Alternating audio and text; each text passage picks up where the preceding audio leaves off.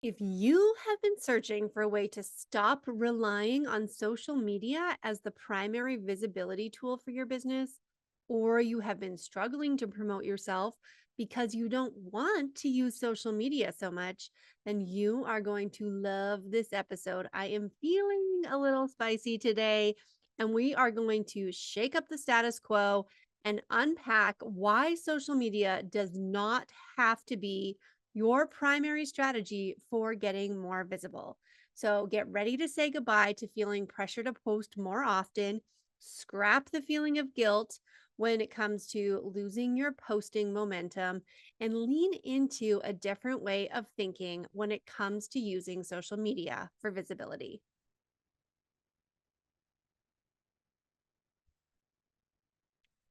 As the world gets more and more digital, we are relying more heavily on technology and digital tools to get the word out about our businesses.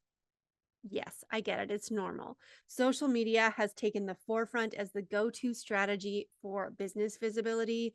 It's a powerful tool with incredible influence and, of course, addictive qualities that has led many people to believe that it's the only path to success in the online world.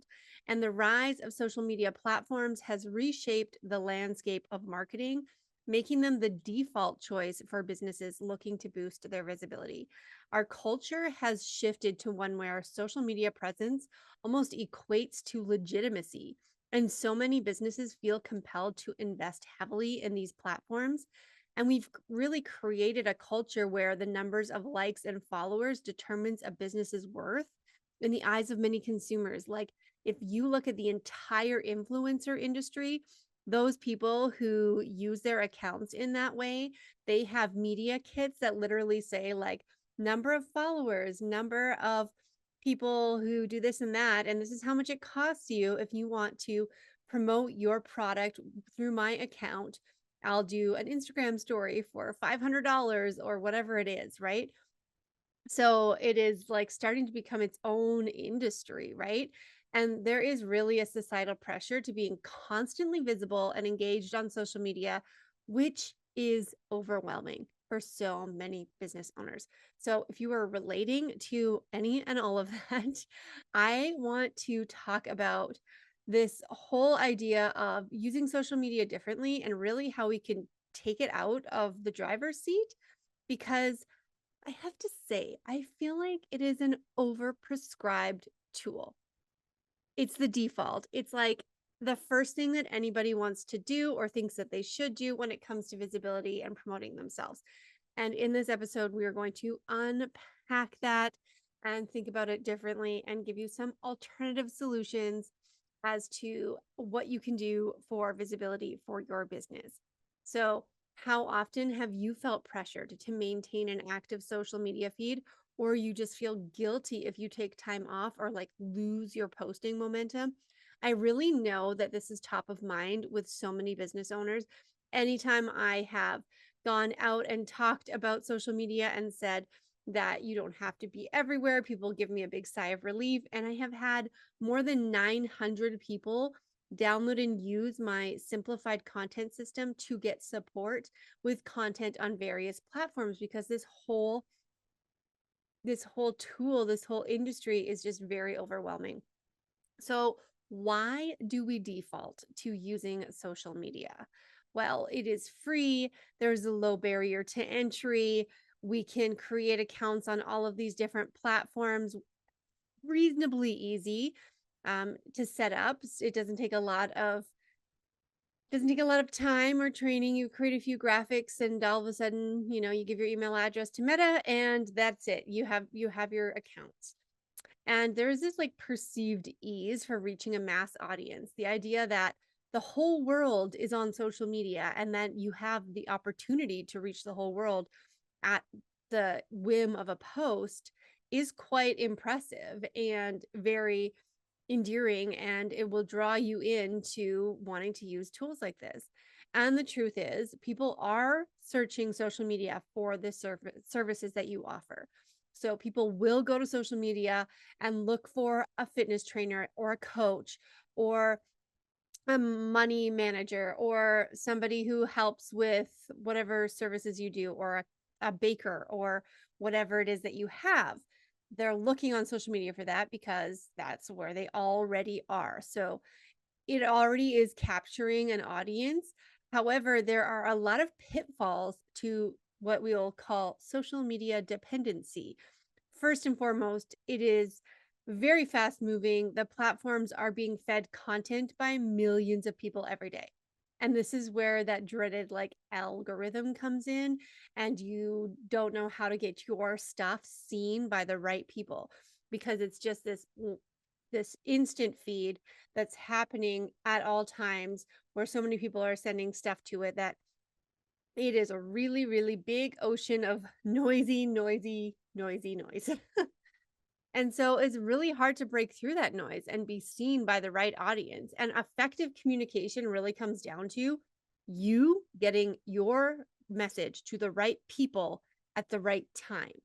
And there's a lot of friction that happens on social media that can really interfere with that working well for you. Plus, you have the constant changes to the platforms, features like Instagram will change all the time. I have multiple accounts, and some of them have different features than others because they roll them out in like beta tests, whether or not, remember how long it took us to be able to use music or to be able to like add a link in your stories? All of these things are constantly changing. So we have to stay on top of how the technology works, what the strategies are that are working. And meanwhile, more and more people are starting to use it. And now all of a sudden, if you weren't in the first early adopters to creating reels, now everybody is creating reels, and all you see on Instagram is video content pretty much now, right? So that's just how fast it's always moving. And so it can be just this big question mark of how to use it effectively on top of the stress of trying to post and have your message actually be seen. And then the other point that I want to make on social media dependency is that you don't own your audience. If your account gets hacked, if the platform crashes, you can lose those followers. You have no way of continuing to have a relationship with them or to nurture them into becoming clients or whatever, because this has happened in the past. There have been days where Facebook and Instagram have gone down for hours at a time, or if people get hacked, your account is no longer able to be used. Like I've known people who have had for months not been able to get back into their social media accounts. So it is not a great place to put all of your eggs. So just a little word of warning again on social media, which I have shared many, many times here. But there are some truths here, and that is that people are going to look on social media to do a little more digging on what you're all about, see if you're legit, check that you're still operating, right? So when people find you on various platforms, they'll likely go and look and check your social media to see, is this business still active? What else can I learn about this person? This is where the opportunities come in to share some of your more personal side, your personality, your brand, and help that shine through.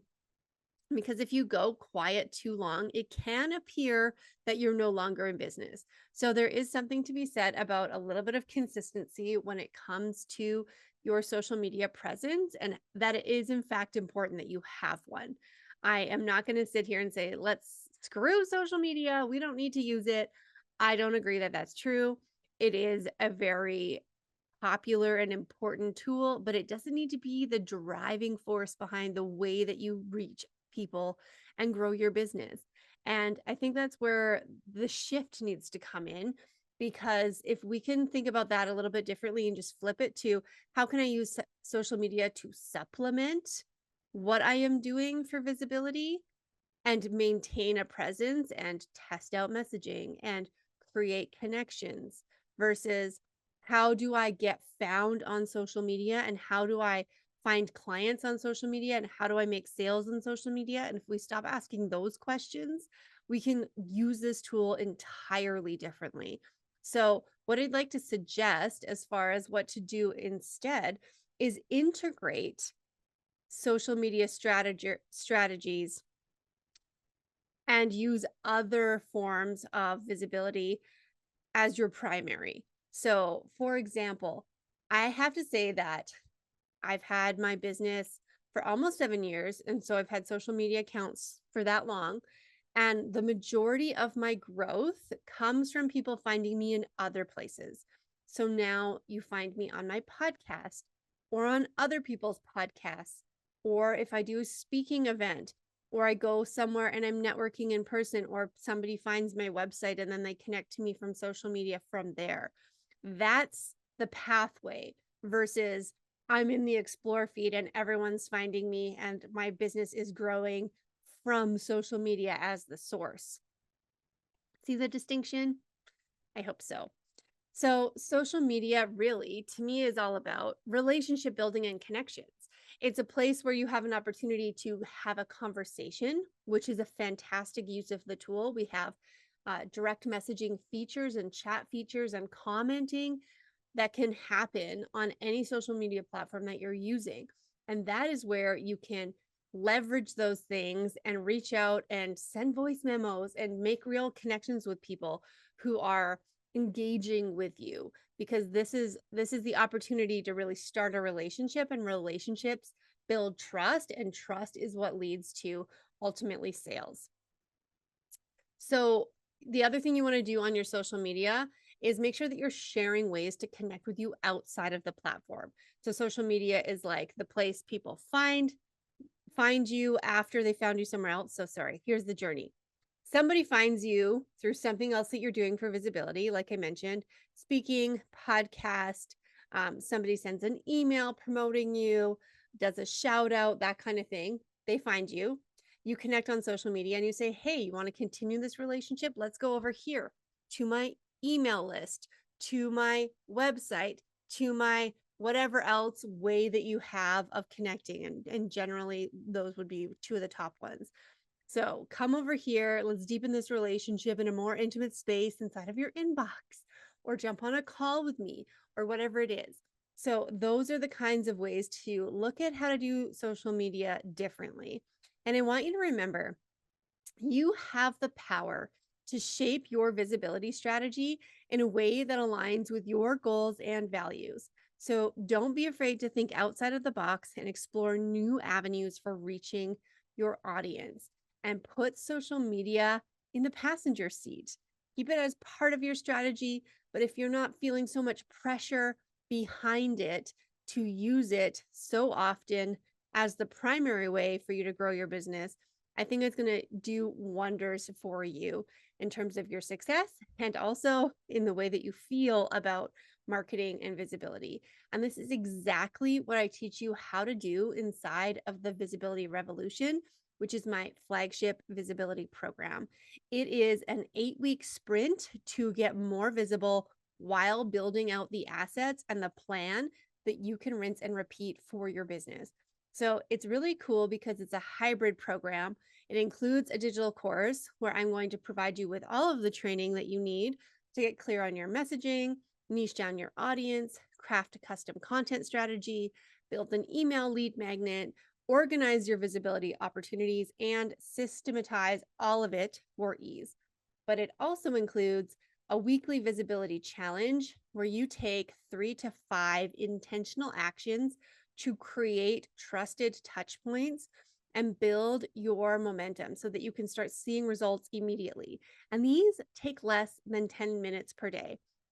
And I would say 90% of them are not social media related.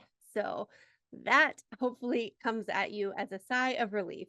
I would absolutely love to have you inside of that program. So you can head to ksco.ca/visibility revolution for all of the details. And I always love hearing from you when you hear these episodes. So this is kind of the big one that I'm taking a real swing, I guess, for lack of a better term, at social media. I use it, but I use it differently, and it is not my primary tool. And I have heard from people time and time again how they don't want social media to be their primary tool. So if that's you, come over to Instagram, say hi. Let's have a follow-up chat about this. Let's talk about how You can use different strategies to boost your visibility and promote your business so that you can reach your goals this year. And I will see ya next Tuesday with another episode of Entrepreneur School. Bye for now.